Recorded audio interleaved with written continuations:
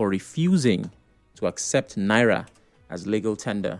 So if you are like this man, you just might end up in the wrong place. These conversations make up hard facts for today. The major news comes up at 6. After that, it's open season. Stay with me.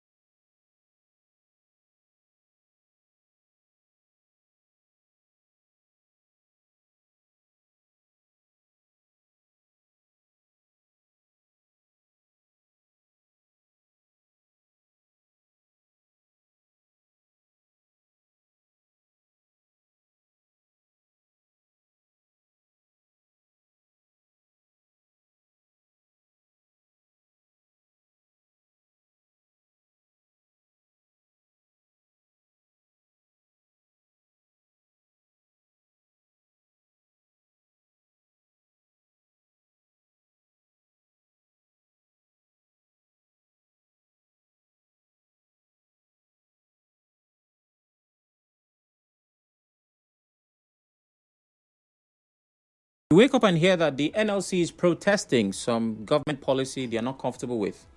You very likely will respond like this. Okay, what happened this time? But you will not be shocked. And if you hear, like you're about to, that the national grid has collapsed, you'll be like, okay, a recurring decimal, a broken record. But Business Day says it is the first time that it's happening this year. Nigerians have been thrown into darkness as the national grid experienced a collapse on Wednesday, February in 2025, marking the first time in the year. February 12, Ikeja Electricity Distribution Company has reported that a system outage happened at 11:34 a.m. today. Ikeja Electric stated on X, "Please be informed that we experienced a system outage at 12 February 2025 at 11:34 hours, affecting all feeders. Restoration of supply is ongoing in collaboration with critical stakeholders. The incident follows a pattern of instability, with the grid suffering about 12 consecutive collapses in 2024. Now, we did not have light when we were supposed to yesterday. That's in my neighborhood, which was strange because I made plans around the restoration of power. I don't know if it's connected to it, so it's just the power company being the power company. Now, since this has happened so many times, and you can bet a good number, maybe your fortune, that is going to happen again, right? You don't really have to be prophetic. You can take your life savings and say, I promise you the national grid will collapse again. If it does, double the money and give it to me. And as an optimistic Nigerian, as a nationalist, meaning that I love the country, as a man who has the best intentions for this country, I can tell you for free, you will not lose that money.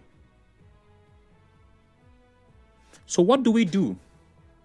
Since this is a recurring decimal, how do we handle it? How do we handle this kind of news and handle the reality? The answers to the question are encapsulated in these words: you are your own government. And I mean that in the best possible way. Now think about it. What should the government provide for the people? You start with basic amenities, emphasis on basic. So power, you don't get enough of it. Most people listening have generators. Water, you supply your own water. Most compounds have a pumping machine that is powered by a generator that supplies water into your house. So the government does not give you water. In some cases, people even supply their own roads. There are estates, there are neighborhoods that have come together on their own to fix their own road. Many people supply their own electricity. I beg your pardon, their own security.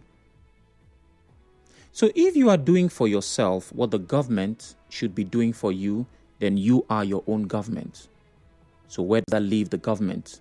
It leaves them in a space where daily conversations on radio are around their plans, projects, and policies, meaning that Samuel Okuchinedu will always have a job speaking about national problems because they always exist. Now, believe me, I believe in this country desperately. I've had conversations with a few friends of mine who have jackpot. They've left the country to seek greener pastures. Some are doing well, I have to admit, others not so much. But you realize that what they are looking for outside are the basic things. Many of them know that they will not become billionaires. But you hear them say things like, I'd like to raise my child in an environment where they can have access to the basics. The basics. Not big things, just the basics. And the national grid has the audacity to collapse amid epileptic power supply, meaning that even if it was fully functional, we were not getting constant and steady power supply. The national grid has the audacity to collapse with increase in electricity tariff. We are still arguing. There are raging debates across different platforms as to the idea that you and I have to pay more for power that we almost never get. And if you want to break it down technically, why does the grid collapse? Some experts have said that there is a trinity in the supply of power. There's a generation, there's a transmission, and there's distribution, right? When what has been generated is too much for the transmission, it shuts down. That's what they claim makes the grid collapse. Other experts will say, well, these facilities, we've had them for decades. There is need to replace. But we are managing, we are patching. So while we have these problems that you and I cannot solve directly, we can only hope. What do we do? Supply your own power. I say that from the best possible place as a nationalist. I'm not saying that so that you stop believing in the system. I'm saying that while championing national development ideas, while pushing the agenda that we are going to fix this country, you need to be doing well. There's an established businesswoman in this country who started a business over 3 decades ago. She was in her 20s at the time. And one of the problems that she had, which she still has, but thanks to her position, she has solved it for herself, was power. Starting her factories and all of that, she was wondering why she had to spend so much on power. And she said one idea that came to mind was for her to wait for when Nigeria fixes its power problem, because she believed that no matter what happens, in 10 years, we should be good. But then she listened to the voice of reason that said, start now. Do what you can to supply your own power. If and when the country fixes itself, then you can plug in, but don't hold yourself back. It is over 30 years now. The power situation has gotten worse. You and I are paying more for power. The grid is collapsing based on its mood. And that woman still has that business. She would have regretted, of course, if she had to wait.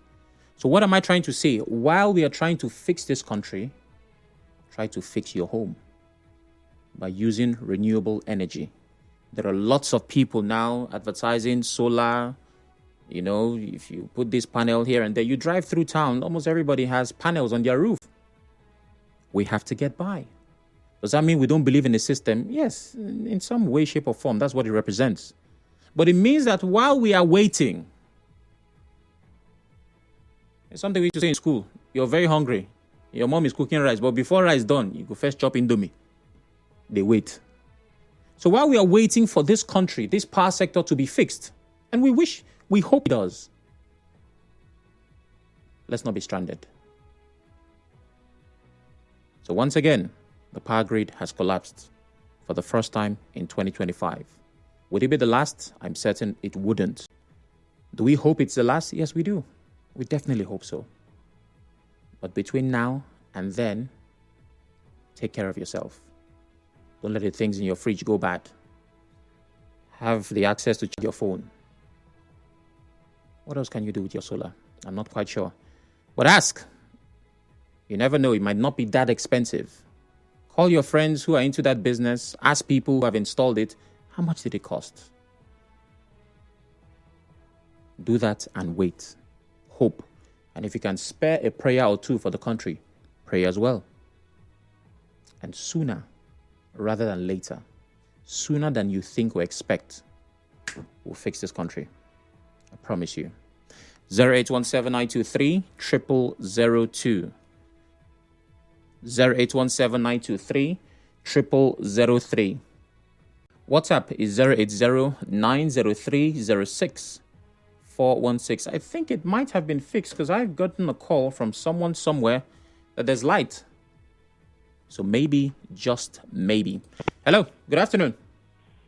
Good afternoon. Good afternoon. What's your name? Emeka, calling from Wabara, Unizik. Go ahead, Emeka. My brother, it just what you are discussing this morning, this afternoon. 2 days ago, I was sitting in my office and I was asking myself, you know that if somebody is born in Nigeria, because person is up to 50 years of age, and will not leave Nigeria for 1 year, all his life in Nigeria, we think that this is how the world is. When you look at what happens here, you give yourself like, give yourself food, you give yourself security, if you already ever people will think that this is how the world to be. You leave Nigeria and come Nigeria, you understand that actually in the air. You know that in Nepal, according to Nepal, they give electricity bill almost every year. So when you mentioned corruption of the grid, you didn't mention the what they call it, the terrorists, academics. They are giving us so many reasons. The government not a lot of things have been given to us. In this moment, nobody has given us the problem. As I'm talking to you now, in my place in Owerri, 2 days ago, we don't have light. All through day and night. I don't know what is happening. My brother, okay, if you go to that's the thing that is very thank you and God bless you. All right, thank you very much. Origi calls from Ogbogum. Hello, Origi. Good afternoon. Yes, good afternoon. Good afternoon. How are you today? I'm well. How you doing? I'm fine today. Do you know that Nigeria doesn't know what is called maintenance culture? Nigeria can only build, but they cannot maintain. Why is it that when you go to companies, their generator lasts over 50 years, but Nigerian government, their generator in the office cannot last up to 3 years? This dam or this electrical system they are doing themselves like this is something that if any company comes to handle, a private company, they will do it perfectly okay. It will not be breaking down now and then. It will break down. Don't you know that we have materials they will use to do this job, and it will last for no more than 30, 50 years coming? Why are we deceiving ourselves? Is it not the same Nigeria we were living in 1970s and there was light we were using? And they were collapsing the way it's collapsing now. What is the problem? If the current is exceeding to what it's supposed to be, why not buy better materials and put it? That's what we call upgrade. Refurbishment. Has it gone in Nigeria? I pity those using Nepal light. It's unfortunate. Thank you. Thank you very much. Well, someone has to use NEPA light. Robin calls from HA. Good afternoon, Robin. Good afternoon, Oracle himself. Good afternoon. I salute you. Same to you. We'll continue to talk and discuss.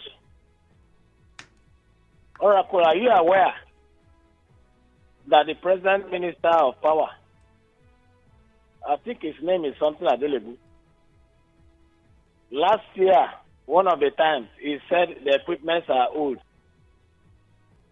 The other time, He said Boko Haram terrorists, Lokorawa, were falling down and were attacking installations. The other time, he said he doesn't know what to do. And he still kept there as Minister of Power. Oracle, where I am as I'm speaking with you, I'm chilled though, in my master room. Somewhere in Eche, there's NEPA light too. Okay. In the past, yes. I slept with light all through. That's amazing. So this morning, they took it. About 2 hours ago, there has been light. Congratulations. But that's not the issue. I have said is that if I'm the president of Nigeria, I will not travel to anywhere in the world. I will ensure I put things together. Look at Aba here, Abia State. Alex Oti. Is he an alien? The story is everywhere. The man came with a cloth that is not popular. What is the cloth I'm talking about? They say Labour Party. Aba is being transformed. What are we talking? I am praying. God should bless me. I will remove all the... Oh, my. Okay. The network had other plans. Well, it's amazing you shared that. While the governor of Abia State pulled off what he did with power in his state, it's important to note that that project was 20 years in the making.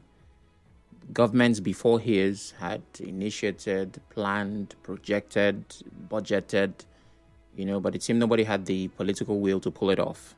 And so when he came, he hit the ground running and was able to do something. So it's also important to give credit to the governments before his. But, well, he's the one that cut the ribbon and, got the system running. Chima calls from Rumokuta. Hello, Chima. Hello, good afternoon, Mr. Oracle. Good afternoon. Yeah. Mr. Oracle, when did our national grid, when was it built? Because from what I'm seeing, the national grid was built in 1950, continuing into 1960. And that time was the colonial era. Now, do you see why our writer, Tina Chebe, said that there was a country? When I read that book, I was thinking that there was different things that he wrote concerning whatever. But I now understood that Tina Chebe made us understand that we lost it when the colonial masters left us. And since then, we haven't done anything right. Even, in fact, do you know that even the military administration is even better than this democratic administration that we are now?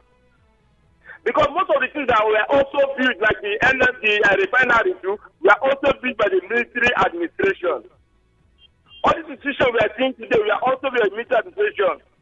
Are you sure democracy is even good for we Nigerians? Because if people say we lack maintenance culture, we did that. So me, what I say we lack is discipline. We are not disciplined, this nation, at all. There is nothing you will do, and you attempt discipline, and you think you want to take it correct. It's a lie. Remember when I was small, if you're working in the ministry, if you come a little late, my father will carry in the car, we will pass it. We will see old men doing rough jobs. It was military administration that time, because they came late. But right now, they don't even go to work a day. They don't go a day. They don't even near there. But they take salary. But me, as I'm here now, I have life. I have life. So I'm praying they should repair it so it will not affect us. Okay. Thank you very much, Chima. Thank you, Chima. Innocent calls from Rumekini. Okay, I've lost that call. Keep the calls coming in. Let's jump to the next headline very quickly. What does it say? Well, the PDP NWC has dismissed the suspension of Wabara. Recall that Abraham Amma, the PDP chairman in Abia State, announced the suspension following an allegation of endorsing the second-term ambition of Governor Alex Oti of the Labour Party. So obviously that qualifies as anti-party activity. However, Debo Ologunagba, the PDP National Publicity Secretary, claimed that the state chapter did not have the power to take disciplinary action against a National Executive Council member. And so that's the state of things. It seems that the PDP is desperate to be a powerless opposition. It's like they are working overtime to ensure that they are not a viable opposition to the APC. Because every day it's one chapter, one crisis, one problem, one episode of the never-ending drama series. And you see, while we can go into the details of this, is the state council right? Is the NWC wrong? I'm not a prophet, but I can read signs. And it's possible you've read the sign way before I did. I can tell you for free that if they do not fix their house, there will be nothing for the PDP come 2027 and possibly nothing for its future. Because all the signs are clear. The PDP was the party in power and everybody else was the opposition. It seems that the PDP has not adjusted to the reality of being the opposition.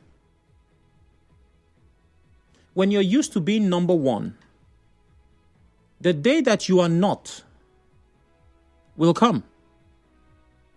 And somehow, you have to be ready for that day.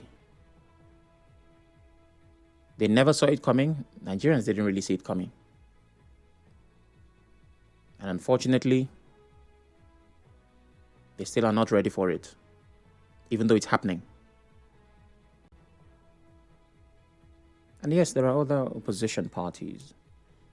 Another perspective to this is, while he may have been suspended for what they call anti-party activities, there are characters, figures, personalities in the same PDP that are the inspiration behind the very big argument about anti-party activities. Till tomorrow, people are asking, is Nyesom Wike bigger than the PDP? And analysts are analyzing. Some are saying, well, allegedly the party was funded at some point. And people have said he allegedly promoted, endorsed, supported a candidate running for office with another party. So where is his own suspension? We're waiting. But I advise that you don't hold your breath while waiting. So the PDP have taken action and said that the suspension of Wabara is void. I'd like to hear your thoughts. 0817-923-0002, 0817-923-0003. WhatsApp is 080-903-06-416. Stories to get bothered by. We've talked about the national grid, the PDP NWC rejecting Wabara suspension. And coming up next, we'll be talking about my school. Unizik, a student, was practicing her boxing skills. And on the other end was a lecturer. Braid calls from OGRA. Good afternoon, Braid. Yeah, good afternoon. Good afternoon. Yes, I don't know the kind of leadership we have in this part of the world. I think if you look at Nigeria, for me, Nigeria does not have a database, and we don't also have a good retainership. And when you talk about issues like this, I think there should be continuity. Are you telling me that in the power sector, at the national, there is nothing the previous government put in place before the next government are taking over? Because I can what is saying, Alex Oti, the previous government had already put everything, but there is no implementation. At the national there, how much does Obasanjo put into our power sector? How many billion dollars? At the end of the day, what comes out of it? Every year, every now and then, we continue to experience national grid collapse, an increase of the tariff just here and there. Power is not being given to the people, but always at the monetary sector, you see them increasing. And they're subchanging their citizens. Is that a good way to lead the people? Even in the military area where we feel that it's a dictatorship, we does not pass through the hell the Nigerians are passing through today. I think the government we are having in Nigeria, I think the people are not really doing the needful. If the people are really electing them, not Mahmoud or the judges or the police doing their will to put them there. If really the people's mandate is being counted, I think there is no how they will give us good governance. So our electoral system should be able to properly look at. I think for me, military government should come in and put things in order before we go into democracy. That will bring Nigeria to a country that we dream of. All right, Braid, thank you very much. Even though I understand your sentiments, and I'm glad you brought it up because I was going to address it. A caller before you did as well. Those who understand the business of governance, and some might say, well, it's just a quote, have said that even the best military regimes, governments, is worse than the worst democratic. Yes, it's okay if you laughed. But we have a dysfunctional democracy. There's nothing wrong with civilian rule. We're just not using it well. Because having a system of government that runs by decree as against a system that should have synergy between arms of government, the judiciary, the legislature, and executive. There's no way the former is better. So even though it seemed like military was progressive, and yes, there are major projects credited to the military, you can't take that away, stating that military should come back in a democratic government simply because you're satisfied with the policies of that government. That's not it. But more importantly, that's not the idea to express on this platform. Lawson calls from Yenagua. Good afternoon, Lawson. Good afternoon, Sam. Sam, at some point, I expect you to tell those talking about military government that it is an aberration because it's despotic. Yes, I just did. Just allow, well, I don't know, sir, it's an opinion. I just did, Lawson. Okay, I didn't hear you. I think I was distracted a bit. Okay. You see, in 2015, when PDP lost that election to Buhari, most of them abandoned the party. The then River State governor, in fact, there were a lot of PDP members who wanted to even build another political party on the ashes of PDP. He picked up that party. And at the end of the day, when they started coming back, and then those that thought they founded the party, they abandoned members of the party, and they tried to take it back, was too late because he had structures all around him. That's why he's able to do the things he's doing. So when you say whether people are asking whether he's bigger than the party, the party is owned, I can tell you he owns PDP. Yeah, but Lawson, while we understand these details, right?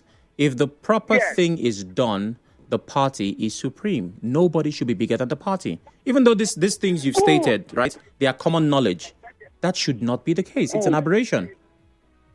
No, yes, on paper, the party is supreme. But because of the way on paper? The party and the structures he has built, you can't get that party out of his hands. Okay. You just cannot. All right. Concerning the grid, the national grid, you see, it's old.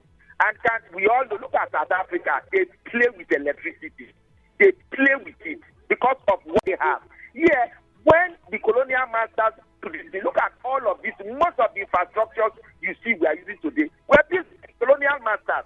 And what they use just agriculture, proceeds from agriculture. There was no oil even then, because by the time they discovered oil and when they started when the oil boom was sometime in the 70s. Yeah. And we were using it. We didn't even bother that, look, the population is increasing, country size is increasing. Let us keep adding to it. Let us keep adding. Let us keep improving it. We didn't do that. Okay, we Lawson. kept using something people, and today now we want to use that same thing. Nigeria is a very funny country. Sometimes you begin to wonder how we were created. Okay. Because some things that look simple, that look seamless in Nigeria is rocket science.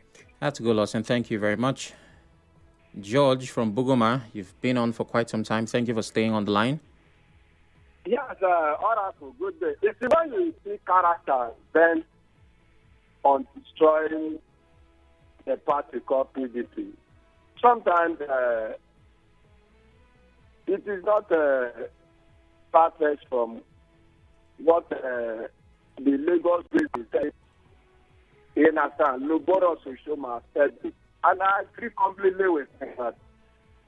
The only thing that is happening to the party called PDP is allowing one single individual to take on the party activities, the finance activities of the party, to a point to allow him, while he was financing and was victory, he used that privilege also to plant from the north to the south, was planting all his henchmen in the system.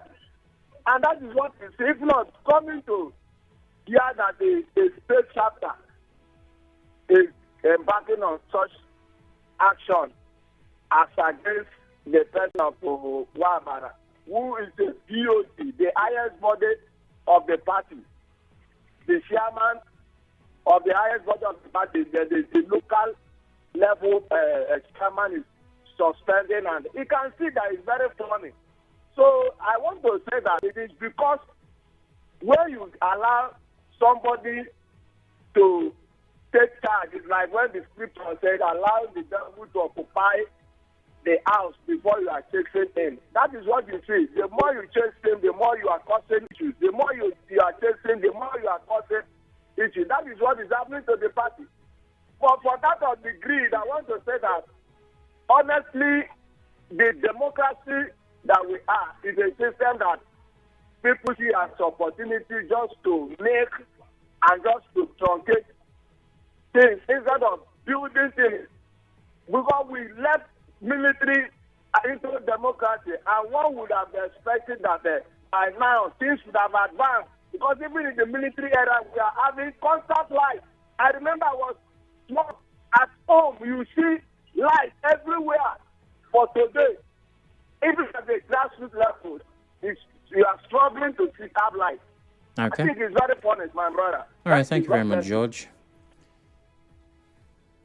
The final headline, which obviously I can't make time for.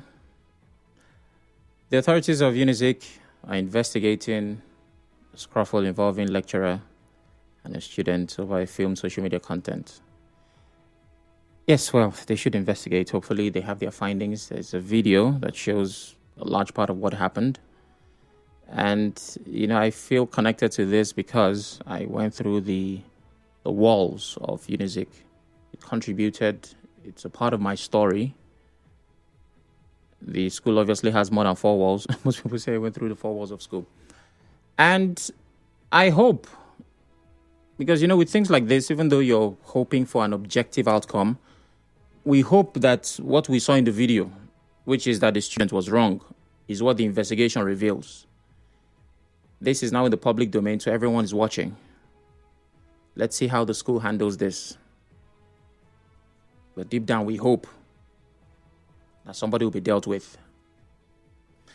That's as far as I can take on stories to get bothered by. It's 4 o'clock. It's time for business news. After that, we talk. Please stay with us.